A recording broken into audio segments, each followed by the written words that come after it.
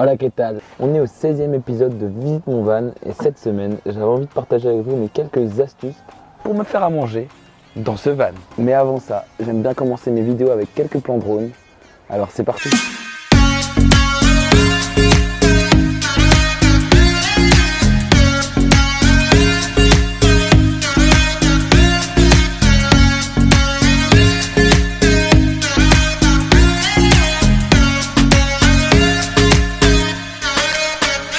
Pour pouvoir parler de ce que je me fais à manger dans Polo, il faut d'abord que je vous dise tous les appareils et ustensiles que j'ai dans ce camion. Alors pour rappel, dans Polo, il y a des plaques de cuisson, un frigo, j'ai également un petit réchaud à gaz. Donc oui, parce que mes plaques de cuisson sont elles électriques et dépendent de mon onduleur dont je vais parler dans quelques secondes. Et j'ai également un mixeur qui me permet de faire des choses vraiment pas mal, une grille pour par exemple faire des barbecues dehors et comble du luxe, j'ai une machine à café.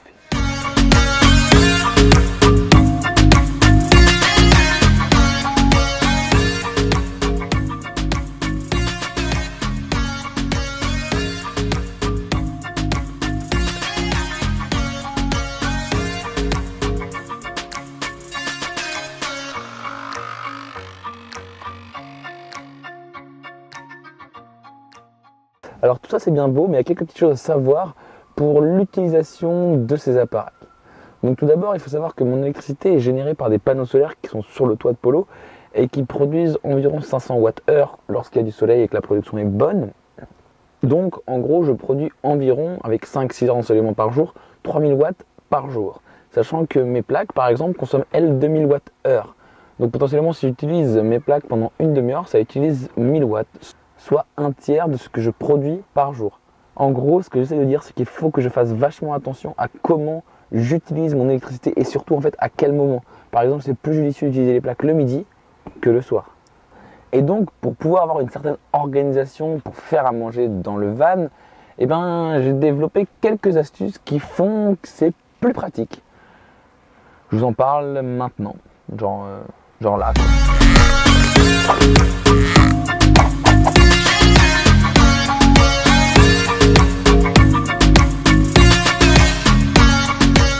Alors l'astuce numéro 1, c'est pas vraiment une astuce, c'est plus une façon de s'organiser, je viens d'en parler à l'instant, c'est d'utiliser les plaques en journée quand il y a du soleil, parce qu'en effet c'est beaucoup plus simple pour l'onduleur de fournir la puissance nécessaire quand les panneaux sont en train de fournir que quand ils ne le sont pas.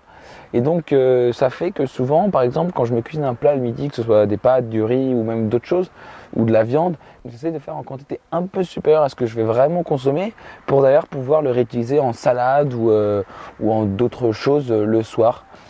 La deuxième astuce que j'ai et que je l'ai depuis très peu de temps, c'est avec l'achat d'un petit mixeur qui consomme pour le coup pas beaucoup et c'est vraiment très pratique. Et je peux faire pas mal de choses. Je peux faire par exemple des soupes, je peux faire des jus, des smoothies, des trucs qui me permettent qui sont facilement stockables, par exemple dans des bocaux ou dans des tupperwares, et qui me permettent derrière de pouvoir le manger plus tard. En fait, je le stocke au frigo ou par exemple quand c'est du chaud, je peux le stocker dans des thermos pour le consommer quelques heures plus tard. Et donc ça permet derrière d'avoir toujours entre guillemets des trucs chauds ou froids en fonction de ce qu'on recherche. Mais donc ce qui est intéressant de faire quand tu cuisines dans un van, c'est de programmer un peu, de prévoir les repas que tu vas faire. Donc je dis pas que je le fais tout le temps, loin de là, mais j'essaie au maximum de savoir ce que je vais manger le soir même ou même le lendemain. La troisième astuce que j'ai envie de vous donner, c'est applicable souvent, la plupart du temps quand on est en road trip, quand on bouge, et on l'a fait notamment avec David pendant les VTL, c'est en fait j'ai acheté une petite grille barbecue et donc c'est de faire un feu et ainsi on peut manger chaud le soir sans avoir à forcer sur les plaques. Ça c'est vachement pratique, c'est super pratique même. Par contre ça impose pas mal de choses parce que les feux en France c'est très régulé et dans les autres pays aussi, donc il faut bien s'informer des règles qui sont liées au feu en nature. Et bon, bien évidemment, une fois que les règles sont respectées, il faut faire un feu avec un foyer propre. Donc là, le meilleur conseil que moi, le truc que je fais qui marche le mieux, c'est tout simplement de faire un trou. Comme ça, déjà, de 1, le feu est fait dans un endroit où il n'y a pas d'herbe ou de choses comme ça. Et de 2, une fois que le feu est fini, on peut recouvrir, refermer le trou et comme ça ne laisse pas trop de traces du passage parce que c'est vrai que c'est pas très agréable d'avoir les ronds de cendres qui restent par terre. Après voilà, il y en a qui retournent la terre après, il n'y a pas de souci, l'important c'est d'essayer de laisser le moins de traces possible de son passage. C'est très bien de faire un feu, c'est hyper agréable, c'est super, mais voilà, faire en sorte que ce soit pas vu comme une mauvaise chose pour la nature. Voilà. Donc faire attention à l'utilisation, puis faire attention à son empreinte, l'empreinte qu'on laisse. La quatrième astuce pour se faire à manger dans un van, alors c'est pas vraiment pour se faire à manger, c'est plus une astuce de conservation des aliments. C'est que dans un van, les écarts de température sont assez importants et c'est assez soumis aux variations d'humidité, etc. Plus que dans une maison en tout cas, parce que l'isolation n'est pas la même, il n'y a pas plus de doublon thermique dans un camion, l'isolation est plus fine, etc. Donc moi c'est quelque chose que j'ai remarqué assez rapidement, mais même si je m'en doutais un petit peu, les produits ont tendance à s'user plus vite, notamment tout ce qui est biscuits et ce genre de choses en fait, ou pain ou autre, c'est très sensible à toutes ces variations de température et d'humidité. Donc la meilleure solution c'est d'utiliser des bocaux comme ça. Donc vous voyez par exemple moi j'ai mis mes petits cookies là-dedans. Et donc là moi c'est en verre mais ça existe aussi en plastique. Voilà, ou d'utiliser dans des tupperwares. Et ça permet de conserver les aliments beaucoup plus longtemps. Ça marche aussi avec le riz, les pâtes, tout ce qui est féculent. Ça marche aussi voilà, avec d'autres choses. Pour le pain, un sac à pain ça marche très bien. Voilà, c'est pas mal déjà comme petit tips.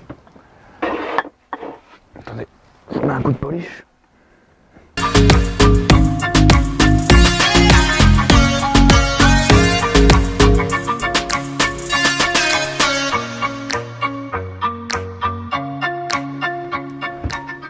Et voilà, c'est déjà la fin de cette vidéo, c'est tout pour cette semaine. C'est une vidéo assez courte, mais je pense que c'était important de traiter ce point pour parler de la van life. Bonjour madame.